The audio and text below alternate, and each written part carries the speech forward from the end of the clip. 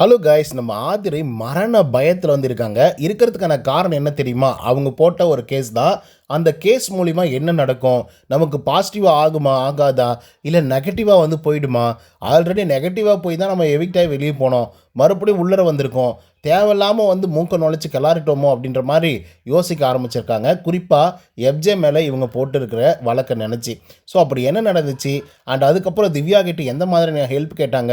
அதுக்கு பார்வதி அவர்கள் எந்த மாதிரியான ரியாக்ஷன்ஸ் வந்து கொடுத்தாங்க அப்படிங்கிறத பற்றி இந்த வீடியோவில் முழுசாக வந்து பார்க்கலாம். ஸோ இந்த வீடியோக்கு போகிறதுக்கு முன்னாடி நம்மளோட சேனலை சப்ஸ்கிரைப் பண்ணாதவங்க சப்ஸ்கிரைப் பண்ணி வச்சுக்கோங்க. பக்கத்தில் ஒரு பெல் ஐக்கான் இருக்கும், அதையும் ப்ரெஸ் பண்ணி ஹாலில் போட்டுக்கோங்க. அப்போ தான் நாங்கள் அப்டேட் பண்ணுற ஒவ்வொரு விஷயங்களுக்கு நோட்டிஃபிகேஷன் வந்து சேரும். அதுதாண்டி இந்த வீடியோவுக்கு குறைஞ்சபட்சம் ஒரு 1000 லைக்கான எதிர்பார்க்குறோம். ஸோ லைக்கை போடுங்க, வீடியோ பாருங்கள், வாங்க இன்ட்ரி வீடியோக்குள்ள வந்து போகலாம். முதல் விஷயம் என்ன அப்படின்னு பார்த்தீங்கன்னா, இந்த வாரத்தில் கோர்ட் டாஸ்க் வந்து நடந்துட்டுருக்கு இல்லையா? ஸோ அந்த விதத்தில் வந்து நேத்திக்கு வந்து கானா வினோத்தோடைய ஒரு கேஸ் வந்து நடைபெற்றது. அது ரொம்ப சுவாரஸ்யமாக வந்து போயிட்டு இருந்தது அப்படின்னு வந்து சொல்லலாம். ஃபர்ஸ்ட் கேஸ்லேயே வந்து கானா வினோத் வந்து வெற்றி பெறாரு.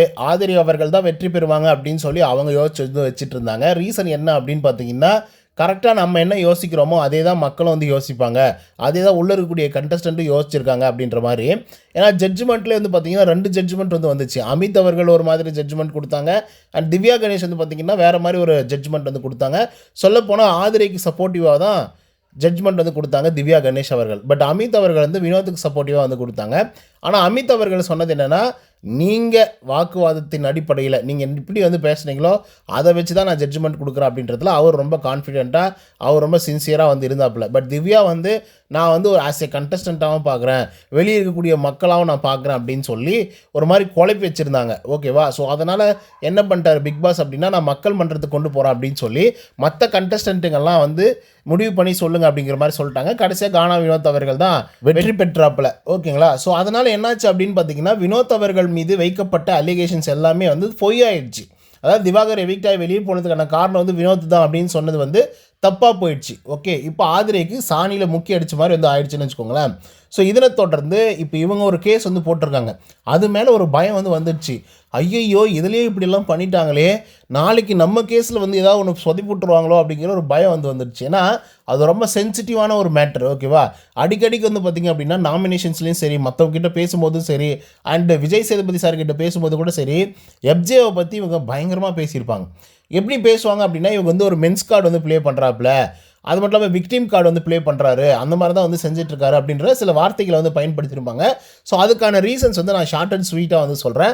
மென்ஸ் கார்டு அப்படிங்கிறது என்னென்னா, ஒரு பெண்ணை வந்து யூஸ் பண்ணிக்கிட்டு நல்லா ஜாலியாக ஃபன் பண்ணிக்கிட்டு சிரிச்சுட்டு லவ் பண்ணுறேன்னு சுற்றிக்கிட்டு ரொமான்ஸ் எல்லாம் வந்து பண்ணிவிட்டு கடைசியாக மற்ற ஆட்கள் கிட்ட போய் என்ன சொல்கிறது அப்படின்னா, இல்லை நான்லாம் லவ் பண்ணவே கிடையாது, நான் அவள் கூட ஃப்ரெண்ட்ஷிப்பாகலாம் இருந்ததில்லை, நாங்கள் என்ன பண்ணுறோன்ற அவளுக்கு வந்து தெரியும், ஆனால் அவள் தான் அந்த மாதிரி பைத்தியம் பிடிச்ச மாதிரி வந்து இருக்கா, அவள் தான் என்ன லவ் பண்ணுறா, அவள் தான் என்னுடைய ஃப்ரெண்ட்ஷிப்பை வந்து தேடுறா அப்படிங்கிற மாதிரி மற்றவங்க கிட்டலாம் சொல்லி கடைசியாக ஒட்டுமொத்த ஹவுஸ்மேட்ஸுக்கோடைய கர்மையும் அதுக்கப்புறம் எஃப்ஜே வந்து நல்ல பையன் அப்படின்ற மாதிரி அவங்களாம் யோசிக்க ஆரம்பிச்சிருவாங்க.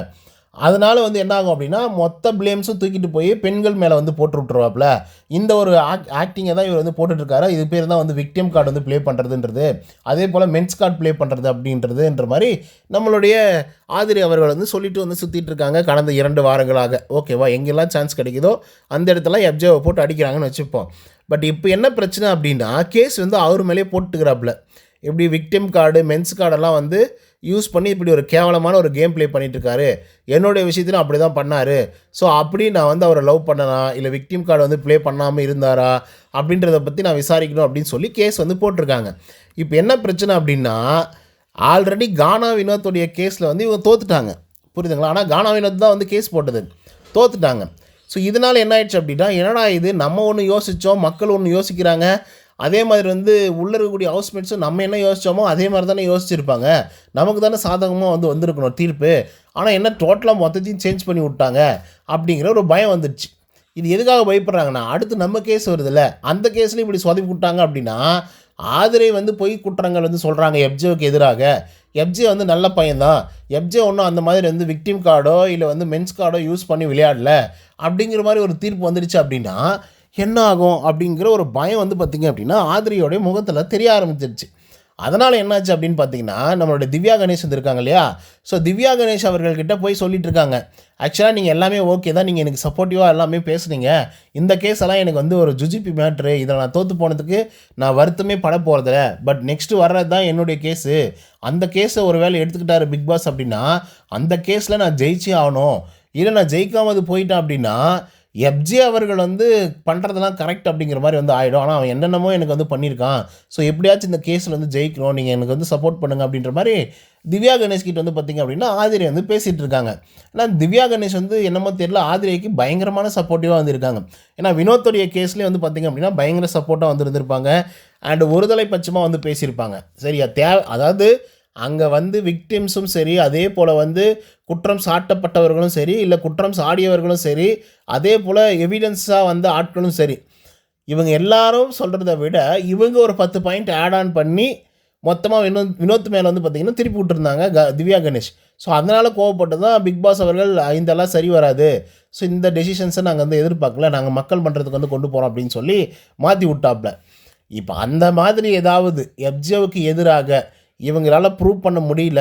எஃப்ஜே வந்து நிஜமாவே விக்டிம் கார்டு தான் வந்து ப்ளே பண்ணுறான். நிஜமாவே அவன் பெண்கள வந்து பயன்படுத்திக்கிறான். அதே போல என்னது அது பேரு மென்ஸ் கார்டு வந்து பயன்படுத்துகிறான் அப்படிங்கிற மாதிரி இவங்களால ப்ரூவ் பண்ண முடியாம போயிடுச்சு அப்படின்னா, ஆதிரை அவர்கள் தான் தப்பு பண்ணாங்க. அப்படின்ற மாரி மக்களுக்கும் போய் சேர்ந்துரும். அந்த கேஸும் வந்து ஜட்ஜ்மெண்ட் வந்து எழுதிருவாங்க. ஸோ, அப்போ யாருக்கு பேக் ஃபயர் ஆகும் அப்படின்னா, ஆதிரை அவர்களுக்கு தான் பேக் ஃபயர் ஆகும். ஓகேங்களா? ஸோ, அதுதான் வந்து நடக்க போகுது. இப்போ திவ்யா கணேஷ் கிட்ட வந்து டீல் பேசியிருக்காங்க. கொஞ்சம் பார்த்து பண்ணி விடுங்க. மக்கள் மன்றம் அப்படி இப்படின்லாம் வந்து சொல்கிறாங்க. ஸோ, இந்த மாரி தான் அந்த ஆள் வந்து பண்ணிட்டுருக்காப்புல. எப்படியாவது நான் ஜெயிச்சே ஆகணும் அப்படின்ற மாரி சொல்லும்போது, திவ்யா வந்து சொல்லிட்டாங்க. ஓகே எதுவா இருந்தாலும் நாளைக்கு பார்த்துக்கலாம். ஒண்ணும் நீ கவலைப்படாத செஞ்சிடலாம். அப்படிங்கிற மாரி அவங்க சொல்லி அனுப்பிச்சிருக்காங்க. சரி போனா போது. எப்படி இருந்தாலும் பார்வதிக்கும் எஃப்ஜேவுக்கும் ஆகவே ஆகாது. எப்படி? பார்வதிக்கும் எஃப்ஜேவுக்கும் ஆகவே ஆகாது. ஸோ, நம்ம அந்த இடத்துலயும் போய் ஒரு பிட்ட போட்டு விடுவோம் அப்படின்னு சொல்லி பார்வதியை செலக்ட் பண்ணி போய் அங்கே ஒரு சில விஷயத்த வந்து சொல்கிறாங்க. யாரை பற்றி சொல்கிறாங்க அப்படின்னு பார்த்தீங்கன்னா, எஃப்ஜேவை பற்றி சொல்கிறாங்க. அதே மாதிரி எப்படி வந்து திவ்யா கணேஷ் கிட்ட வந்து சொன்னாங்களோ, அதே விஷயத்த மறுபடியும் பார்வதி கிட்ட சொல்கிறாங்க. என்ன சொல்கிறாங்க? அவர் வந்து மென்ஸ் கார்டு வந்து ப்ளே பண்ணுறாரு. அதுக்கப்புறம் விக்டிம் கார்டு வந்து ப்ளே பண்ணுறாரு. என்னை லவ் பண்ணுறான் அப்படின்ற மாதிரிலாம் சொல்லி ஏமாத்திட்டு விட்டாப்புல. கடைசியா வந்து எல்லா ப்ளேம்ஸையும், எல்லா தவறுகளையும் தூக்கி என் தலை மேல போட்டாரு. கடைசியா அவர் வந்து நல்லவர் ஆயிட்டாப்புல. கேம வந்து இவ்வளோ நாட்கள் வந்து விளையாடிட்டு இருக்காரு. ஆனா நான் 3வது வாரமே எவிக்ட் ஆகி வெளிய போயிட்டு, திரும்பியும் நான் வந்து வைல்ட் கார்டு என்ட்ரில வந்து வந்தேன் அப்படிங்கிற மாரி சொல்லிட்டு இருக்காங்க. அப்ப என்ன ஆகுது அப்படின்னா, இவ எதுக்காக நம்மகிட்ட இதெல்லாம் வந்து சொல்லிட்டு இருக்கா? அப்படிங்கிற மாரி விஜய் பார்வதி வந்து யோசிக்கிறாங்க. அண்ட் விஜய் பார்வதி கிட்ட இவங்க ஓப்பனாவே சொல்றாங்க. நான் தோத்தத பத்தி எனக்கு எந்த பிரச்சனையும் கிடையாது வினோத்துடைய கேஸ்ல. எனக்கு அது ஒரு அசம்ப்ஷன் தான். வெளிய என்ன நெனைக்கிறாங்க, உள்ள நெனைக்கிறாங்க அப்படின்றத பத்தி தான் நான் வந்து சொல்லிட்டு இருந்தேன். ஓகேவா? அது மட்டும் இல்லாம கேஸ் போட்டதே அந்த ஆளு தான்.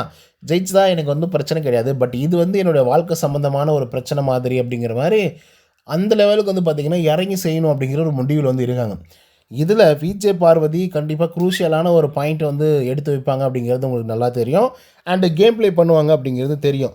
ஸோ, அது அந்த எந்த அளவுக்கு எல்லை மீறி போகப்போகுது, இல்ல எல்லைக்குள்ளறவே வந்து பார்த்தீங்கன்னா பண்ண போறாங்களா அப்படிங்கிறத நம்ம பொறுத்திருந்து தான் பார்க்கணும். அண்ட் ஒன் மோர் திங் என்னன்னா, எஃப்ஜேவுக்கும் பார்வதிக்கும் சுத்தமா ஆகாது. ஒரே ஒரு பெர்சன்ட் கூட வந்து ஆகாது.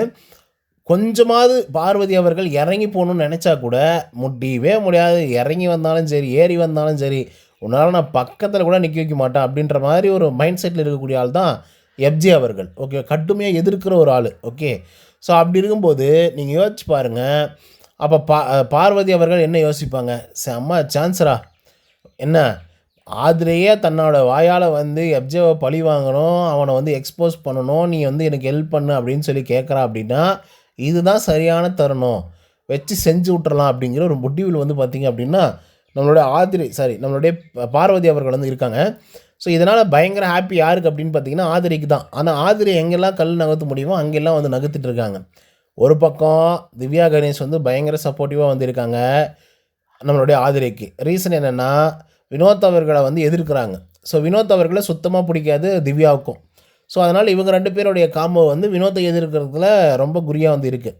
இப்போ ஆதிரை வந்து பார்த்தீங்க அப்படின்னா, அடுத்த கட்டமா எஃப்ஜே அவர்கள் மீது கேஸ் போடுறாங்க. ஸோ, அதனால வந்து திவ்யா கணேஷ் கிட்ட ஹெல்ப் கேட்குறாங்க. அப்ப அவங்க ஓகே சொல்றாங்க. ஏன்னா, ஆதிரை வந்து அவங்களுக்கு புடிச்சிருக்கு. அதே போல வந்து பார்வதிக்கு வந்து எஃப்ஜேவ சுத்தமா பிடிக்காது. அப்போ இவங்களையும் வந்து நம்ம ஆட்டத்துக்குள்ளர கொண்டு வந்தோம் அப்படின்னா, நமக்கு பயங்கர சப்போர்ட்டிவா இருக்கும் அப்படின்னு சொல்லி, நம்ம ஆதிரை வந்து என்ன பண்றாங்க அப்படின்னா, பார்வதிய உள்ள கூட்டு வந்திருக்காங்க. ஆனால் இன்றைக்கி கேஸ் எந்த மாதிரி நடக்க போகுது, அதுக்கான ஜட்ஜ்மெண்ட்லாம் எப்படி கொடுக்க போகிறாங்க, யார் ஜட்ஜஸாக வரப்போகிறாங்க அப்படிங்கிறத நம்ம பொறுத்திருந்து தான் பார்க்கணும். ஓகே மக்களே, இந்த மாதிரி ஆதரை பிளான் பண்ணுறத பற்றி நீங்கள் என்ன நினைக்கிறீங்க அப்படிங்கிறத கமெண்ட்ஸில் வந்து பதிவு பண்ணுங்கள். இந்த வீடியோ உங்களுக்கு வந்து பிடிச்சிருந்தா லைக் அண்ட் சப்ஸ்கிரைப் பண்ண மறந்துடாதீங்க. இன்னொரு தாளும் செய்கிறேன். Until then bye from Uday. நன்றி, வணக்கம்.